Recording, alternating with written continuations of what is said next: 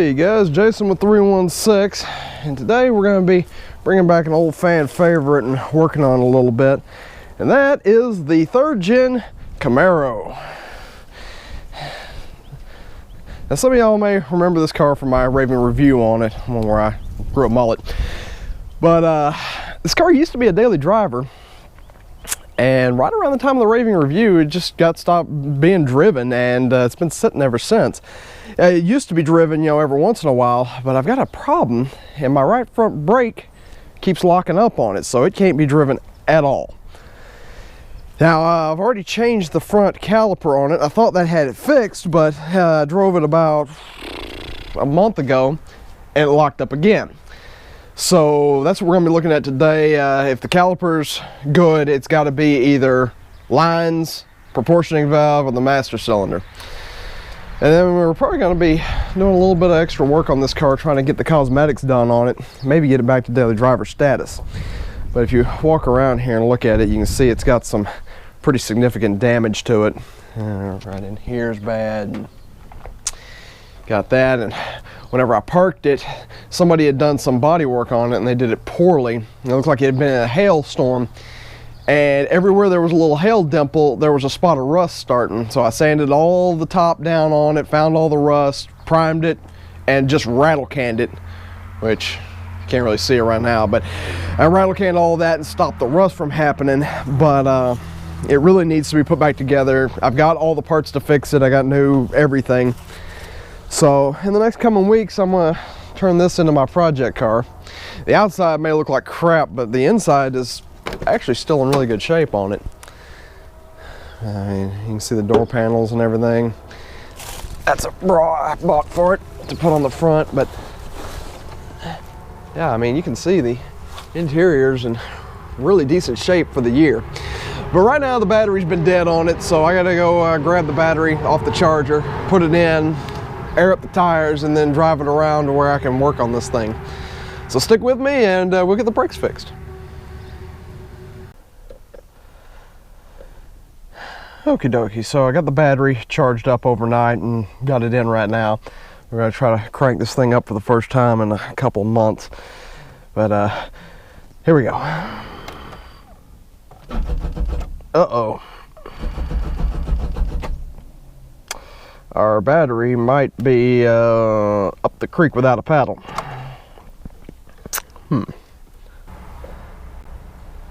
Okay, just went and played musical batteries, took the junk one out of here, grabbed the battery out of the Impala, the LS1 swap Impala, which came out of an F-body originally, so battery went back home. Now let's try this again.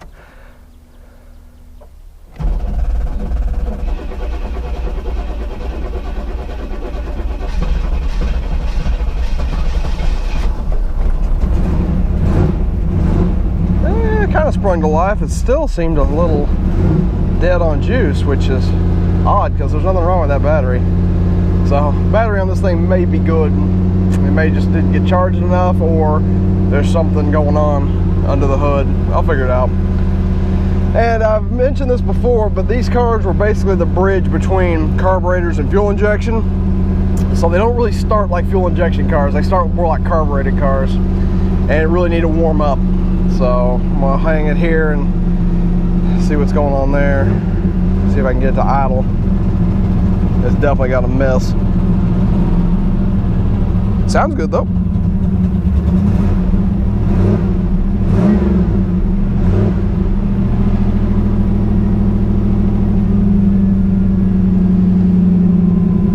Foot's off the gas. Let's see if she'll idle.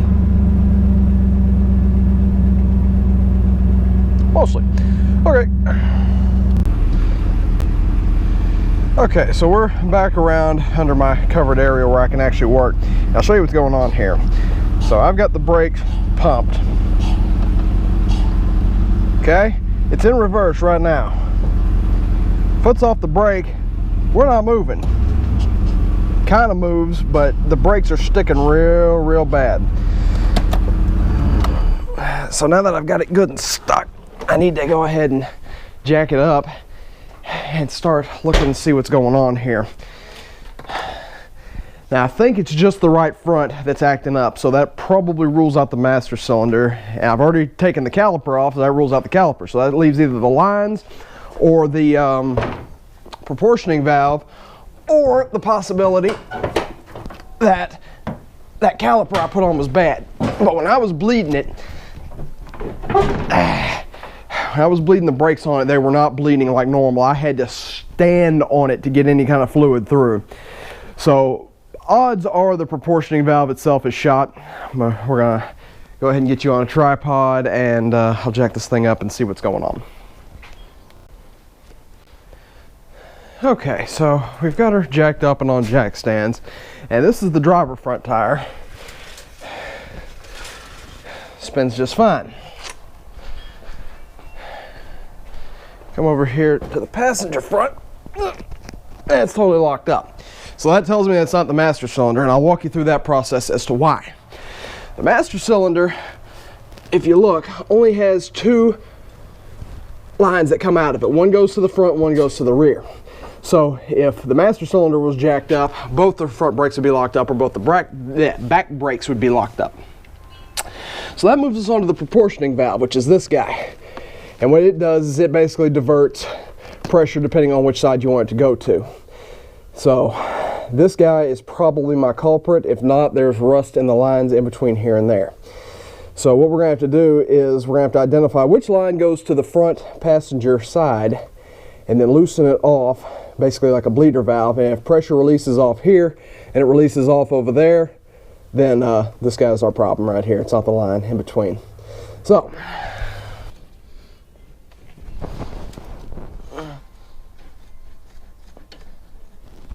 alrighty.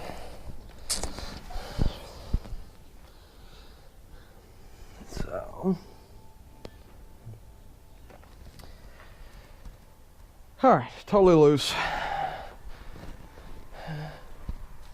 No possible chance of it. Still locked up. Okay.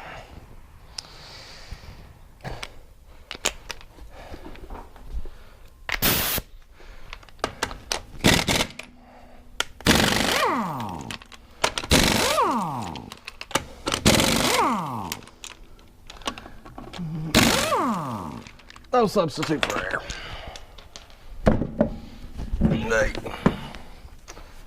Okay. Whew.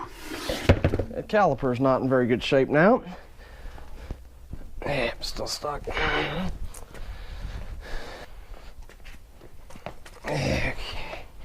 So, what we're going to be doing is loosening off this guy right here. And if that guy loosens off and it releases, then we know it's the line going over toward the proportioning valve that's shot. If that doesn't release it, it's our caliper.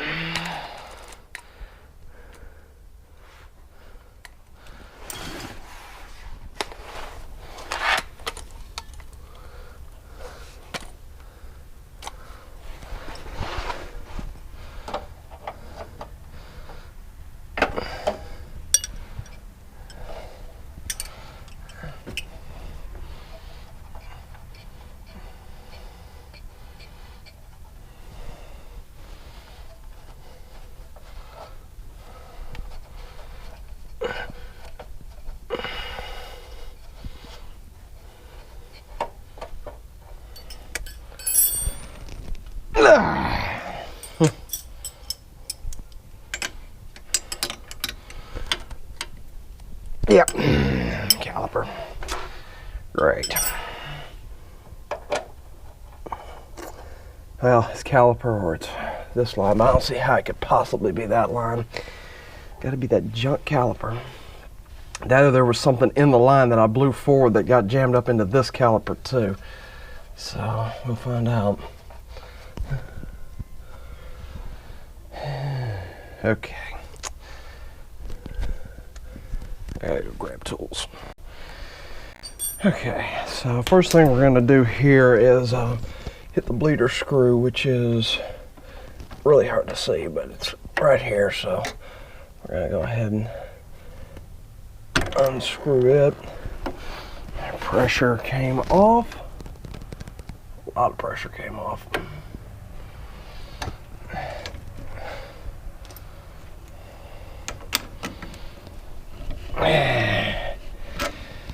And the brakes move. So 100% that caliper. Okay. That's how they want it. All right.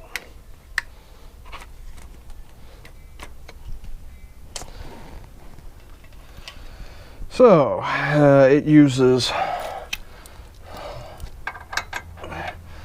little Allen wrenches to hold the caliper on.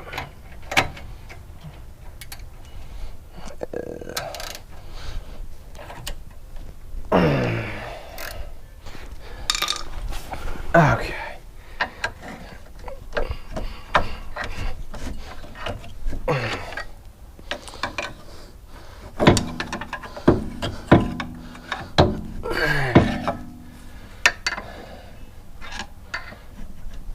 Work it back and forth a little bit until it pops off from there.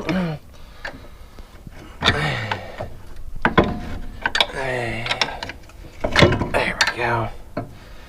Whew.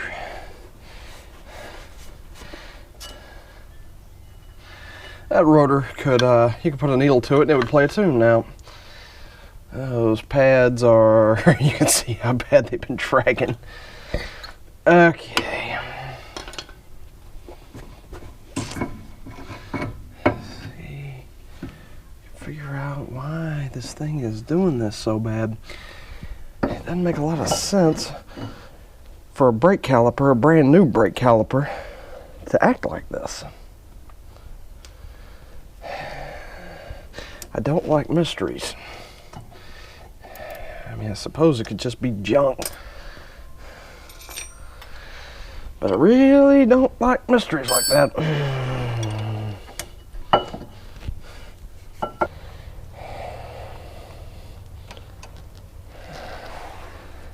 Oh dear, that was a mistake.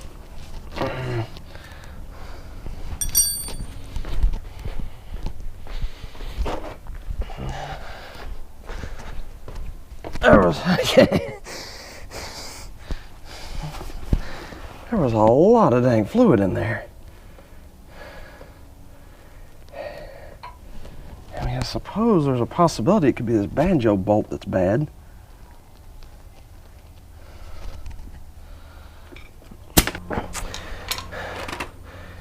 Okay, so for the uninitiated, this is what they call a Banjo Bolt. And it goes into a brake.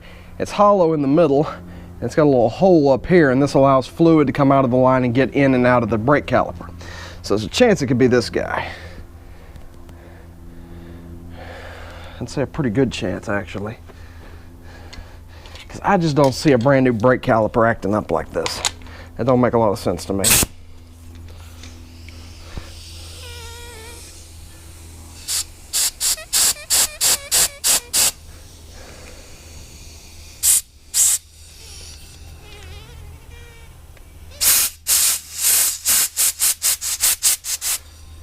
Mr. Banjo Bolt is clear. Air's coming out. I mean, it's really coming out. Okay. So, Banjo Bolt's good. Let's look at the brake line itself then. We're gonna pop that guy back off and see if this line, this rubber line right here is the problem.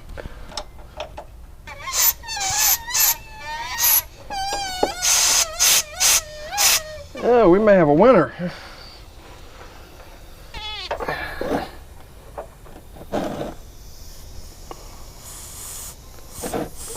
Oh yeah, we got a winner. Fluid does not want to go through that line. Yep. So yeah, I'm pretty sure it's just this rubber line right here that's being our problem child. See if I can blow it out or if it's getting replaced. It's probably getting replaced either way, but I told you I don't like mysteries.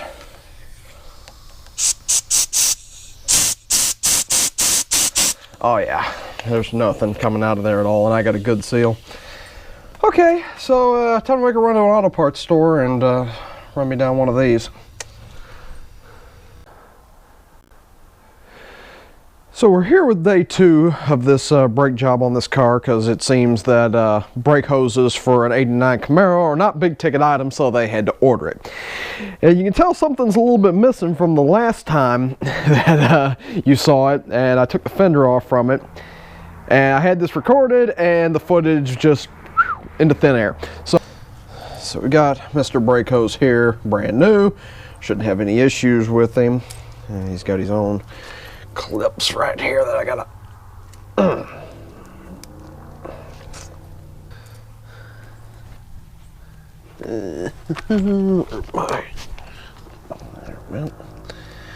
and yeah, I mumble to myself sometimes when something's being difficult. Don't judge me.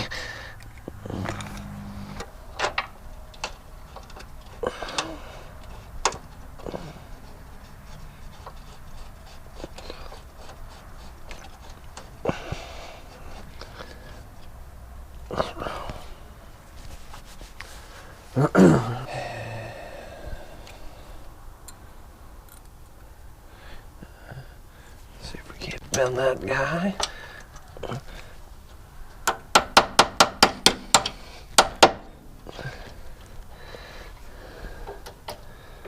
Get on there. Kind of where it needs to be. Make sure fingers are not in the way.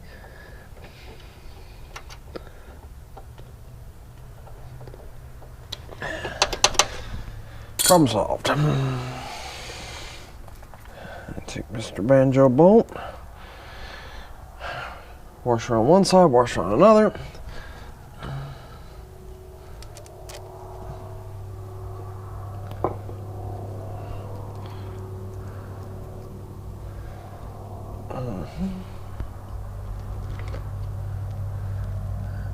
Okay. All right.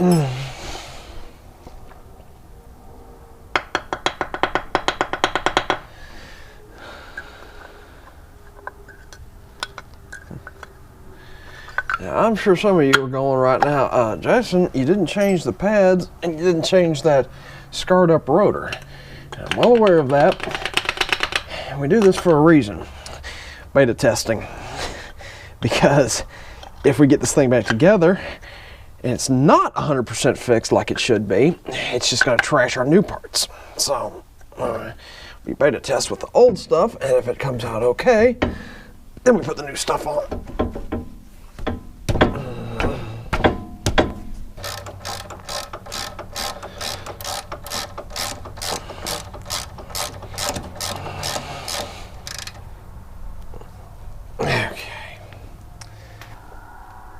That guy's tight.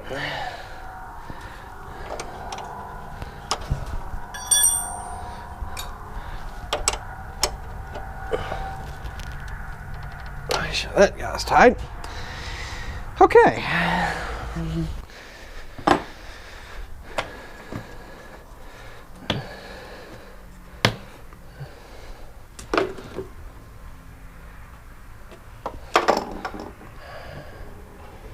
Our brake fluid looks okay. Now, I'll run down a helper because somebody's got to work the brakes while I bleed them. So, all right, pump it up.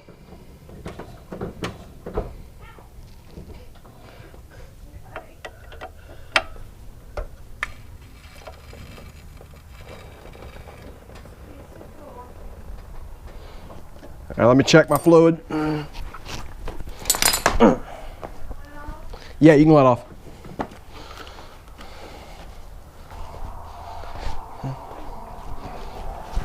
All right, pump it up. Yep. All right, hold it.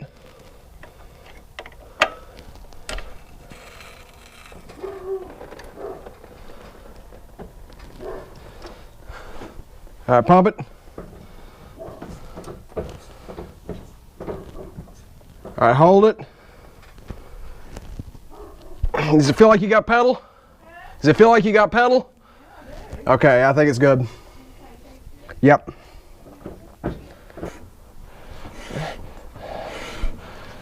So yeah, guys, I think that pretty much did it. Brakes bled super easy, and It's not holding pressure on there anymore. It'll be a test drive situation to see what's going on for there. But for now, I'm just going to throw the wheel back on. I'll slap a zip tie on this to make sure it's out of the way. Dog barking. But I'll slap that out of the way, and then I'll take it for a test drive and make sure that it's good. And then I'll wind up swapping out this rotor. So I'll be back with that video at a different time, and we'll be taking the hood off and the front bumper off and putting the new stuff on. So that'll be all that. If we can get this video to, let's say, 100 likes, I will do an epic smoky burnout with it and send those rear tires packing before we get some new ones. So as always, thanks for watching. Please remember to like, subscribe, and hit the bell icon if you enjoy these videos and you want to see more.